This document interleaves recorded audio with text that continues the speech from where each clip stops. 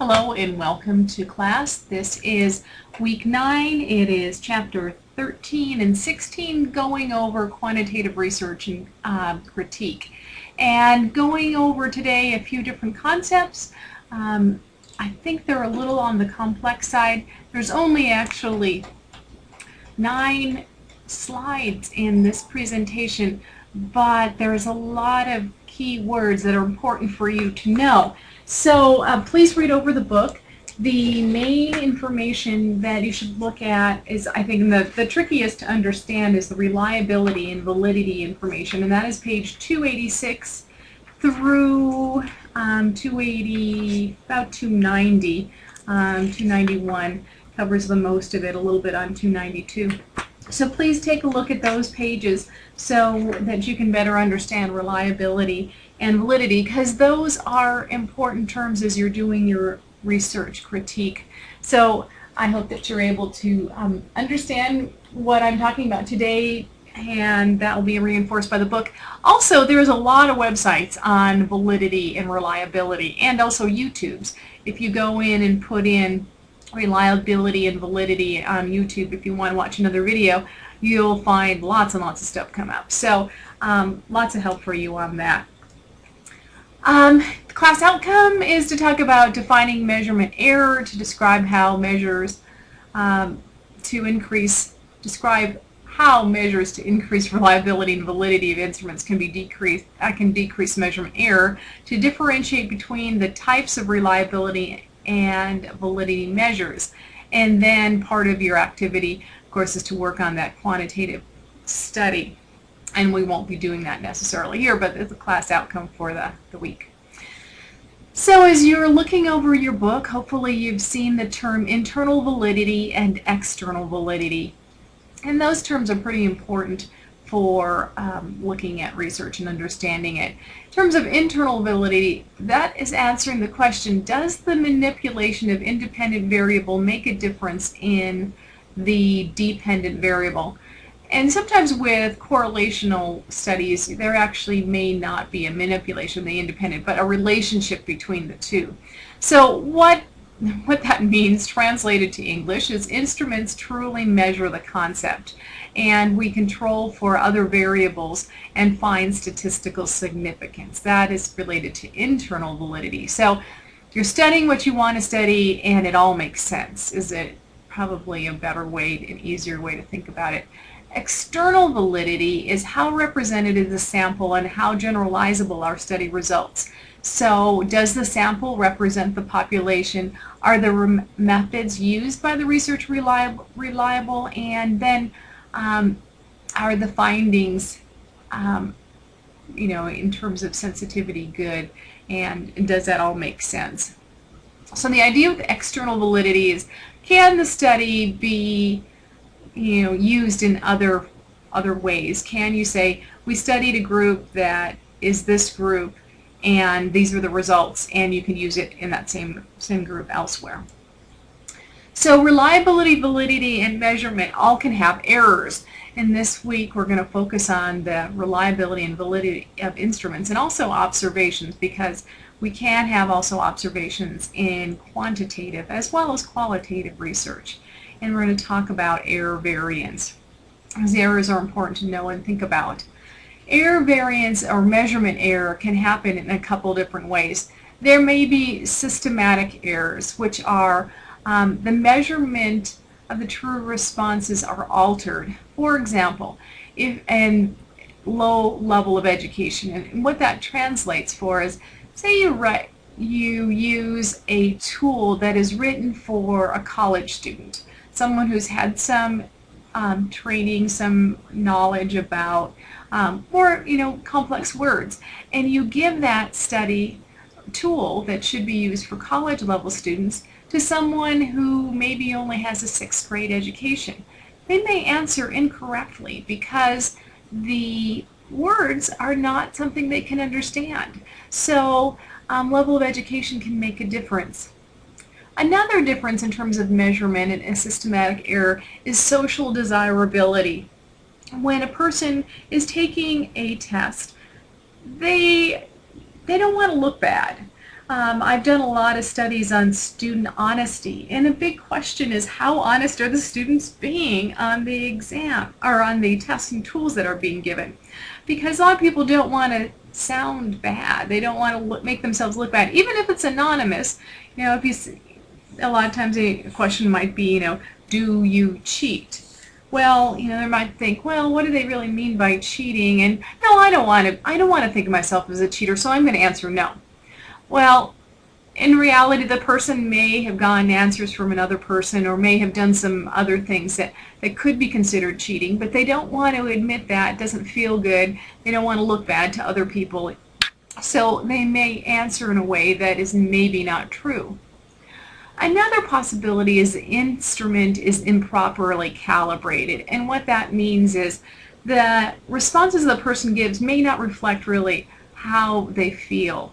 It's hard sometimes, particularly even with a Likert scale, maybe a 1 to 3 Likert scale, kind of yes, medium, or no, middle, and then yes. Yes. Where did I start? No, middle, or yes.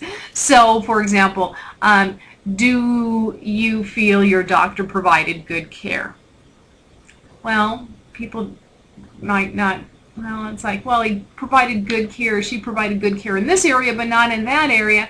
Well, I don't know how to answer, you know, so they may put in the middle, but they might have strong feelings, well, this part of the care was really good, and that part of the care was good, this other part wasn't bad. So see how that instrument may, and the way the questions are written and calibrated, may not really get at what the person feels or means. We want to reduce these systematic errors so that our tool is more valid. In other words, it's assessing what we want to assess in a measurable way that makes sense, really. That's really obviously important. There are also random errors, and those are errors that are fairly difficult to control. For example, if there's a CCNE visit or some sort of assessment, it's hard to control the amount of anxiety people have. It also may be a random error might be the blood pressure cuff got mislaid, and that made people, you know, upset, or it didn't work well, or things like that. So another thing that's hard is test anxiety, because the person didn't study for the test. When you ask them about test anxiety, you know, one particular day, they usually they might answer that they have really high anxiety, but it might just be that they have high anxiety for that test because they didn't study, but usually they don't have such high anxiety. So that's an uncontrollable factor. And to minimize these kind of random errors increases our reliability, so that when the test is given again, we get the same answer. We can control that. That helps out. So as mentioned before, validity looks at, does the instrument or the assessment accurately measure what is supposed to be measured? And there's 3 major types of validity that here people talk about. The first one is content validity, and this represents, does it really seem to be covering what we need? And usually to get content validity, one would make up a tool or assessment. It's going to be like a visual assessment the person checks off and gives it to experts. And after they develop it and ask the experts, do you think that this is assessing what we want to be assessed? And the persons that look it over might give some ideas. Well, you know, I think you can add a little bit this way or that way. But overall, it looks like it has good content validity, and changes might be made to improve that content validity upon the comments and suggestions by an expert. Another one that's important is criterion-related validity, and that is the subject's performance on the tool an accurate reflection of true behavior? And this might be done in a variety of ways, in that, you know, does it really assess what we want? For example, if we're trying to assess someone's caring and caring ability, well, caring is a really hard thing to define, and to say who's caring and who's not caring, and to put that on paper is very difficult. So, but there are actually quite a few caring tools, including many that are made just for nurses. So if there's a new tool new tool, my tongue is all tied up today, has been developed, one might give this new tool along with an older tool that has been shown to have validity and see how they do in order to see if it really works. And that some people call concurrent validity. It's valid, and that validity is shown by matching with another one. If it doesn't match, then additional changes might be needed, and then re-administering the two together would be very helpful. Another thing in terms of criterion related is predictive validity. In terms of, you give a person a tool about their caring, and then you might want to see, well, when we do another assessment, maybe in a month or so, and we maybe visualize the person's interactions with an individual. Do they show caring? The ones who got a high score on the caring tool, do they show caring when they are assessed at a later point? And that would be predictive validity. You also hear people talk about construct validity. This one's I think a little foggier in terms of the definition. And usually when people are talking about construct validity, they're talking about, does it relate well? Does it match well with the theoretical construct? So, say we're looking at caring, and we say caring is made up, according to a theorist, about feelings of helping, interactions that show that the person's interested in the other, and maybe deep concern for humans. And so maybe there's three questions about each of those in the tool, and then you could say, oh, okay, our construct says there's these components of caring, and we have 3 questions about each of those, so a total of 9 questions in this tool. And so it feels like the construct validity is there, and we can then test and see, well, does that really make sense? And then also take a look at that criterion related. Does it predict? Does the tool predict? How does it match to other tools? So you really can't look at one type of validity only on its own, but they kind of go together. Reliability is how stable is the tool, in terms of, if we give it again, are we going to get the same results? So we give it to a nurse one day, the caring tool, and then we give it to them a week later. Are they going to have the same score? Well, with caring, you wouldn't expect caring to change greatly in 1 week, so you'd hope that the person would get the same score and that it would be stable. Another related issue for reliability is homogeneity, or geneity, some people will say, and that's the internal consistency. So do those questions kind of score the same? If someone has high caring, do they score fairly high on all of them, or does one of them stand out and they score low on? You kind of wonder if most everyone's scoring really high and high caring people, and one of them's way down, they're scoring low. Maybe that one that they're scoring low on isn't a very good question. Maybe it needs to be revised or thrown out completely. So looking at that internal consistency within the tool questions themselves is helpful in terms of reliability. And then equivalence. Does the tool produce the same results when similar instruments or procedures are used? So once again, comparing with another result. So if someone gets a high score on one test, are they going to get a high score on another test? Low on one test, low on the other, and that helps identify, oh, this is a reliable test. So before I go on this reliability coefficient, I want to kind of help you understand, and probably have heard about, when talking about reliability and validity, the analogy of a shooting target. Like when you look at the target sign, and there's the store target sign, there's the red circle and another circle outside, and validity is kind of accuracy, and it's hitting right in the circle of that target each, and being accurate in terms of getting right in that middle circle. Reliability suggests that every time the person shoots, they get in the same area. A test can be reliable but not valid. So the person might get the same, shoot the same and be way out there in one little cluster way up on the far, maybe top far left. So in other words, you can get the same answer each time in terms of score, but it may not actually be testing what you want it to be testing. So reliability and validity, they certainly can go together, but they also may be separate. So as you're looking at your quantitative research article, take a look at the tool. Does it say anything about reliability? Does it say anything about validity? Hopefully it's going to say that they tested for reliability and validity, and they found that they were both reliable and valid.